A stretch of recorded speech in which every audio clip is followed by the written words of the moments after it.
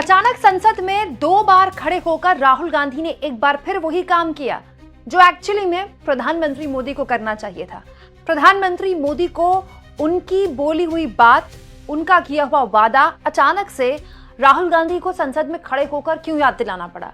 दोस्तों, आज कुछ बड़ा अलग हुआ। राहुल गांधी जब भी बोल रहे होते हैं या बोलना होता है उनको तो पहले से ही पता होता है, कांग्रेस पार्टी की तरफ से बता दिया जाता है। लेकिन आज जब प्रश्नकाल खत्म हुआ 12 बजे के आसपास, राहुल गांधी अचानक खड़े हो गए। अब क्योंकि एलओपी के पास भाई वो अधिकार है कि वो अगर वो कुछ बोलना चाहे किसी मुद्दे पर तो उनको बोलने का मौका देना पड़ता है चेयर को, तो राहुल गांधी खड़े हुए। किसी को भी नहीं पता था कि राहुल गांधी किस मुद्दे पर बोलने वाले हैं, लेकिन राहुल गांधी ने जो मुद्दा छुआ एक्चुअली में दोस्तों वो इस देश के बहुताया शहरों की एक बहुत बड़ी समस्या बन गया है। दोस्तों, दिल्ली एनसीआर में भीषण प्रदूषण गले की फांस बन चुका है। और दोस्तों, ये केवल दिल्ली एनसीआर की बात नहीं है, देश के कई शहरों में प्रदूषण एक बहुत बड़ी समस्या बन गया है। स्थितियां यहां तक आ गई हैं कि डॉक्टर्स दिल्ली एनसीआर में इमरजेंसी जैसे हालात डिक्लेयर कर चुके हैं। बच्चों को डिजीजेस हो रहे हैं, सांस लेने में तकलीफ हो रही है, और डॉक्टर्स खुलेआम कहते हैं कि 2-3 महीने के लिए अगर आप हो सकता है तो दिल्ली एनसीआर छोड़कर चले जाइए। इसीलिए इस मुद्दे को राहुल गांधी ने आज संसद में उठाया। हालत ये हो गई कि जवाब देने के लिए संसदीय कार्य मंत्री को खड़ा होना पड़ा। लेकिन इसमें बड़ा दिलचस्प हुआ, संसदीय कार्य मंत्री को फिर टोका राहुल गांधी ने और कहा कि अमूमन हम सत्ता पक्ष और विपक्ष आपस में लड़ते हैं, आइए लड़ते नहीं है इस मुद्दे पर, बात करते हैं, चर्चा करते हैं, तय करते हैं कि कैसे हम इस समस्या से देश के लोगों को निजात दिला सकते हैं, छुटकारा दिला सकते हैं। सुनिए राहुल गांधी ने क्या बोला, जिसके बाद संसदीय कार्य मंत्री को जवाब देना पड़ा और उनके जवाब के बाद फिर से राहुल गांधी ने उनको टोका। What is your issue? LOP has to intervene. Right.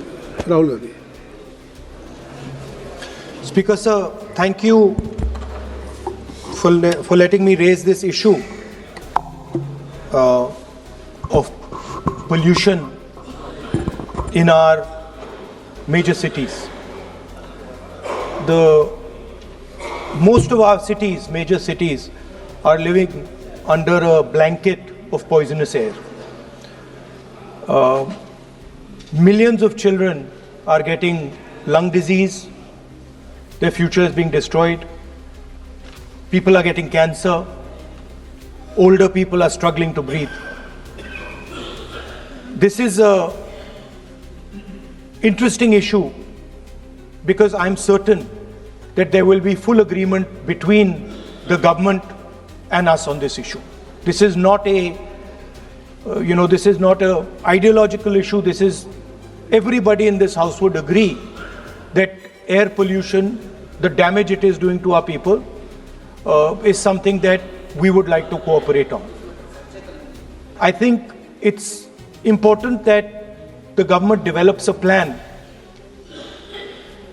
for how to get rid of air pollution in our cities.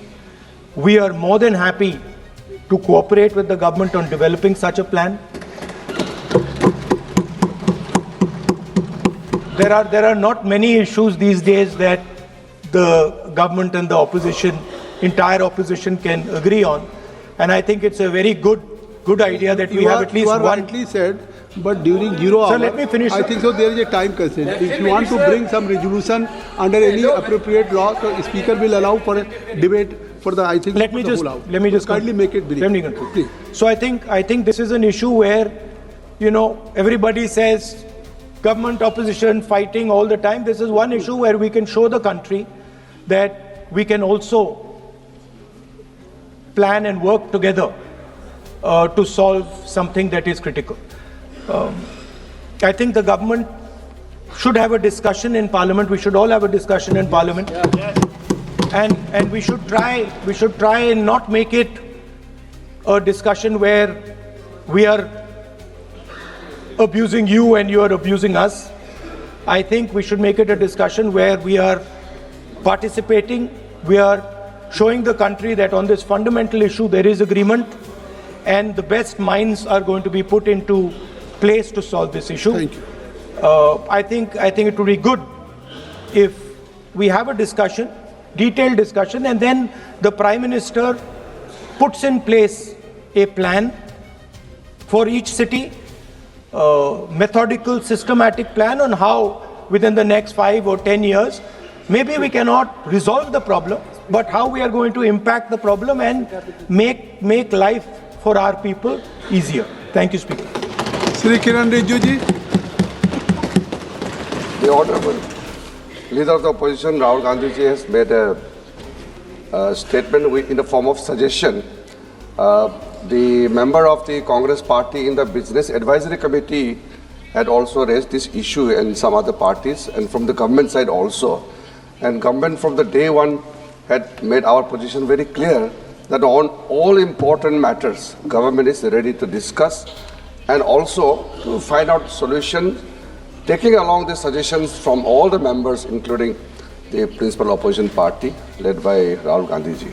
So the matter was placed in the Business Advisory Committee as we had discussed about the election reforms, including the special intensive revision. Under the various laws, various rules, we will see how we will take up this discussion.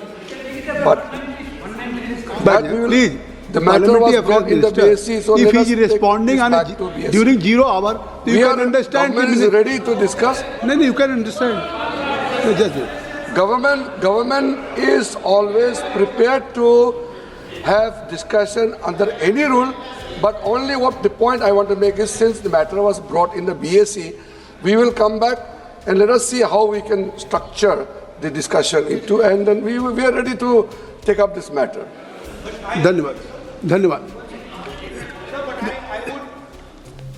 I think a good idea would be that we frame the discussion not on us saying what you have not done, and not on you saying what we have not done, but simply saying that what are we going to do for the people in India in the future, what are the action steps that we need to take. So I would say that it would be an interesting experiment to see if, instead of you blaming us and we blaming you, we can try and say on this one issue where we agree, there's no disagreement, there we say, listen, let us just talk about the future of the people. It is not a question of any blame game.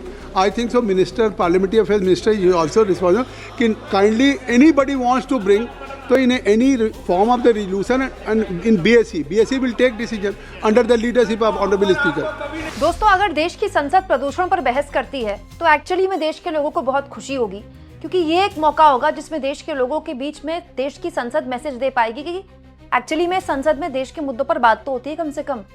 अगर आप अपने लोगों को साफ हवा नहीं दे पा रहे सांस लेने के लिए, तो फिर किसी भी सरकार को लंबी लंबी फेंकने का कोई अधिकार नहीं, लंबी लंबी बातें बोलने का अधिकार नहीं है। तब जब प्रधानमंत्री ने दिल्ली चुनाव के दौरान दिल्ली एनसीआर के प्रदूषण को मुद्दा बनाया था, और अब स्थिति यह है दोस्तों कि ये सरकार इस पर बात करने को तैयार नहीं है। अच्छा, दिलचस्प क्या है, संसदीय कार्य मंत्री ये कह रहे हैं कि बीएससी की बैठक में बैठकर तय कर लेंगे, चर्चा करनी है, हम तो चर्चा करने के लिए तैयार हैं। ठीक है, संसदीय कार्य मंत्री तो ये दिखा रहे हैं कि सरकार चर्चा करने के लिए तैयार। दोस्तों, वहीं इस देश के पर्यावरण मंत्री जानते हैं, उन्होंने संसद में इसी सत्र में ये बोला है कि 2025 में दिल्ली में 450 AQI कभी गया ही नहीं, 200 के आसपास ही रहा, जो कि खुलेआम झूठ है। पहली बात तो 200 भी बहुत खराब AQI है, मतलब मंत्री जी को शर्म आनी चाहिए कि 200 AQI में वो अपनी पीठ थपथपा रहे हैं, और ऊपर से मंत्री जी झूठ अलग बोल रहे हैं कि 2025 में 450 AQI कभी गया ही नहीं। 2025 के दौरान दिल्ली में एक भी दिन AQI 450 नहीं हुआ है। प्रमोद जी, 2016 में जो AQI जिसको 200 कहते हैं, मतलब अच्छे दिनों की संख्या जो 110 होती थी, 110, 2026 में वो संख्या बढ़कर के 200 हो गई है। इस वर्ष जनवरी नवंबर की अवधि में दिल्ली का औसत AQI जो 2018 में 213 था, वो कम होकर के 187 हुआ है। 2025 के दौरान दिल्ली में एक भी दिन AQI 450 नहीं हुआ है। हम उसको कंट्रोल रखने में सक्षम हुए हैं, बल्कि केवल 3 ही रहा है। दोस्तों, क्योंकि अगर ये आलतू फालतू बात है तो फिर देश में कोई बात ही नहीं करने के लिए।